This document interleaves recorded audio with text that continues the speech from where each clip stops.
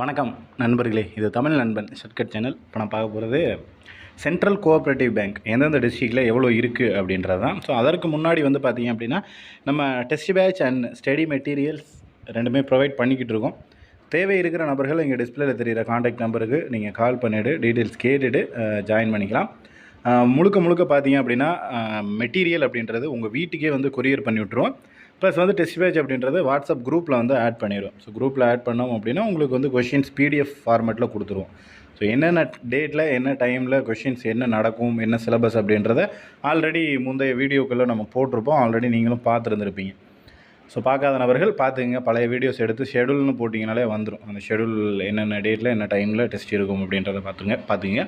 அடுத்து எந்தெந்த டிஸ்ட்ரிக்டில் எத்தனை கோஆப்ரேட்டிவ் பேங்க்ஸ் இருக்குது, அதாவது சென்ட்ரல் கோஆப்ரேட்டிவ் பேங்க் அப்படின்றது பார்த்துருவோம். ஃபஸ்ட்டு சென்னையில் இருக்கிற டிஸ்ட்ரிக், சென்னை டிஸ்ட்ரிக். இது name of the central cooperative பேங்க்கோட நேம், அதாவது டிஸ்ட்ரிக் நேமு. இது எந்த டிஸ்ட்ரிக்டில் இருக்குன்றது, எத்தனை பிரான்ச்சஸ் இருக்குது, டோட்டல் நம்பர் ஆஃப் பிரான்ச்சஸ் அப்படின்றது எல்லாமே இதில் டீட்டெயிலாக கொடுத்துருக்காங்க. ஃபஸ்ட்டு சென்னைக்கு 71 பிரான்ச்சஸ் இருக்குது. நம்பர் ஆஃப் டோட்டல் பிரான்ச்சஸ் 71 தான். அடுத்து சென்ட்ரல் கோஆப்ரேட்டிவ் கோயம்புத்தூரில் கோயம்புத்தூர், திருப்பூர் இரண்டுக்குமே சேர்த்து ஒரே ஒரு இது தான், அதாவது கோயம்புத்தூர் தான் மெயின் பிரான்ச் அப்படின்றது. இதில் கோயம்புத்தூரில் 29 பிரான்ச்சஸும் திருப்பூரில் 9 பிரான்ச்சஸும், மொத்தமாக கோயம்புத்தூருக்கு 38 அப்படின்றது கொடுத்துருக்காங்க. கடலூர் 32. அடுத்து தருமபுரி, கிருஷ்ணகிரிக்கு தருமபுரிக்கும் சேம் ஒரே இது தான், தருமபுரி தான். தருமபுரியில் 21, கிருஷ்ணகிரியில் 22 கொடுத்துருக்காங்க. மொத்தமாக பார்த்தீங்க அப்படின்னா 43 அப்படின்றது இருக்குது. திண்டுக்கல்லில் 34. அடுத்து ஈரோடுக்கும் திருப்பூருக்கும் ஒரே கோஆப்ரேட்டிவ் பேங்க்கு. அதில் ஈரோடுக்கு 27, திருப்பூருக்கு 8, மொத்தமாக 35 கொடுத்துருக்காங்க. அடுத்து காஞ்சிபுரம், செங்கல்பட்டு, திருவள்ளூர், இது மூணுக்குமே சேர்த்து காஞ்சிபுரம் தான் மெயின் பிரான்ச். ஓகேங்களா? காஞ்சிபுரமில் 9, செங்கல்பட்டில் 20, திருவள்ளூரில் 23, மொத்தமாக 52 பிரான்ச்சஸ் அப்படின்றது இருக்குது. ஸோ இதுக்கடுத்து பார்த்திங்கன்னா கன்னியாகுமரி 25 பிரான்ச்சஸ் அப்படின்றது. அடுத்து கும்பகோணமில் எது வரும் அப்படின்னா நாகப்பட்டினம், மயிலாடுதுறை, தஞ்சாவூர், திருவாரூர், இது எல்லாமே சேர்த்து கும்பகோணம் மெயின் பிரான்ச்சுக்கு வரும்.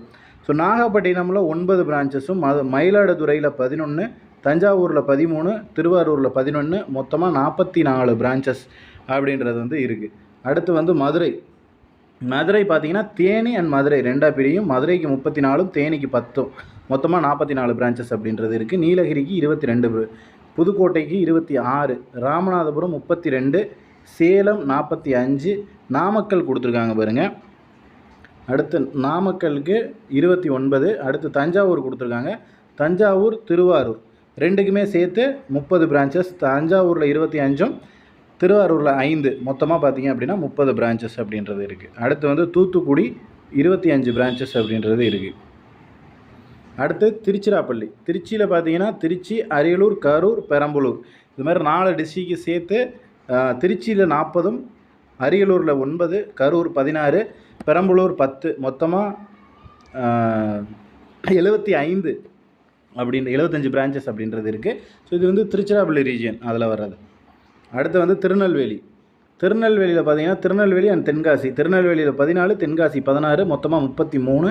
அடுத்து திருவண்ணாமலை 34 பிரான்ச்சஸ். அடுத்து வேலூர் பார்த்திங்க அப்படின்னா வேலூர், ராணிப்பேட், திருப்பத்தூர், இது மூணுக்குமே வரும். ஸோ வேலூரில் 17, ராணிப்பேட்டில் 12, திருப்பத்தூரில் 13, மொத்தமாக 42 பிரான்ச்சஸ் அப்படின்றது. அடுத்து விழுப்புரம் கள்ளக்குறிச்சின்னு பிரியும். விழுப்புரம் 17, கள்ளக்குறிச்சி 10, மொத்தமாக 27.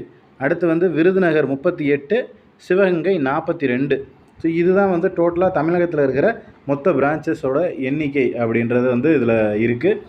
ஸோ நீங்கள் இப்போ உங்களுக்கு அடுத்து எஸ்ஆர்பிக்கான நோட்டிஃபிகேஷன் வருது அப்படின்னா சிசிபிக்கான நோட்டிஃபிகேஷன், அதாவது சென்ட்ரல் கோஆப்ரேட்டிவ் பேங்க் அப்படின்னு சொல்லுவாங்கள்ல, சிசிபி, இதுதான் சென்ட்ரல் கோஆப்ரேட்டிவ் பேங்க் அப்படின்றது.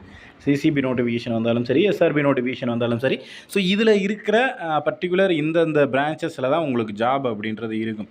இதில் இருக்கிற கோஆப்ரேட்டிவ் பேங்க்கோட பிரான்ச்சஸ். ஸோ 2-3 டிஸ்ட்ரிக்கு ஒரு பிரான்ச்சஸ் அப்படின்ற மாதிரி இருக்கும். இப்போ கோயம்புத்தூர்லாம் பார்த்திங்கன்னா கோயம்புத்தூர், திருப்பூருக்கு ஒரு பிரான்ச் அப்படின்ற மாதிரி. ஸோ ஒரு டிஸ்ட்ரிக்டில் ஒரு தனித்தனி இதுவும் கொடுத்துருப்பாங்க. ஸோ 2 டிஸ்ட்ரிக்கும் ஒரு மெயின் பிரான்ச் இருக்கும், இல்லை தனியாகவே ஒரு மெயின் பிரான்ச்சஸ் அப்படின்றது இருக்கும். ஸோ இந்த மாதிரி நிறைய இருக்குது. ஸோ நீங்கள் அப்ளை பண்ணினீங்க அப்படின்னா இந்த பிரான்ச்சஸ்குள்ளே தான் உங்களுக்கு ஜாப் அப்படின்றது இருக்கும் சென்ட்ரல் கோஆப்ரேட்டிவ் பேங்க்குக்கு. ஓகேங்களா? இது சம்மந்தமாக வேறு ஏதேனும் சந்தேகங்கள் இருந்துச்சுன்னா கீழே கமெண்ட் பண்ணுங்கள். நம்ம test batch and study materials provide பண்ணுறோம் அப்படின்றது உங்களுக்கும் தெரியும். ஸோ தேவை இருக்கிற நபர்கள் டிஸ்பிளேல தெரிகிற காண்டாக்ட் நம்பருக்கு கால் பண்ணிவிட்டு நீங்கள் வந்து மெட்டீரியல்ஸ் அப்படின்றத வாங்கிக்கலாம்.